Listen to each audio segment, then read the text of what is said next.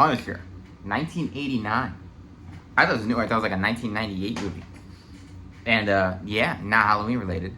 That is. But saw this movie and it is very meh. But I'm amazed it exists. Dolph Lundgren, fantastic casting for Punisher.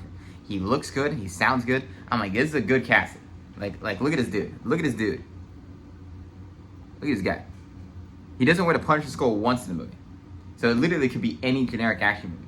There was a part of me that thought, and I want to read into it, if this wasn't a Punisher movie, and they just called it The Punisher. Because outside of, like, narration, there's no reason to really think it's a Punisher movie. It doesn't really almost have anything to do with the Punisher.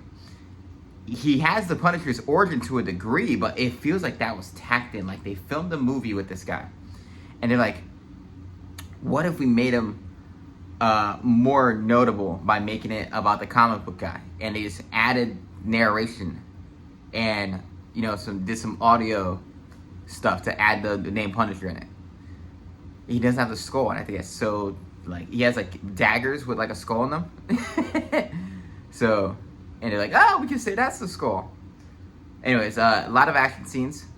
I think it has a very good intro thing. Like, the media's outside of this guy's house, and it blows up, and he's just standing in fire. The synopsis on Rotten Tomatoes is really funny. It says endless action scenes that go. The ending has some style. There is an attempt at style in this movie.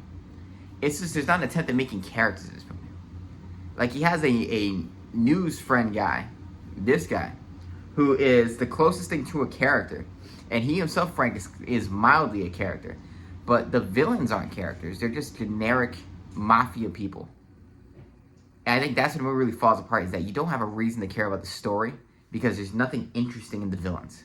They're so run-of-the-mill, just henchmen, and the mafia leader people are just henchmen that there's nothing to remember. I remember the dialogue more than anything else. There's a bunch of random slurs and just cursing for no reason that's funny. But none of the action sequences are particularly interesting. Frank is only mildly interesting. The other guy's only mildly interesting. It doesn't have any, no moments that shock you. There's a sequence where he's laid on a table that kind of reminded me of Blade 2. Maybe that was inspired by it. I don't know. Blade 2 was inspired by that. But it doesn't stand out in any way. It's kind of one of the most generic movies I've seen in ages.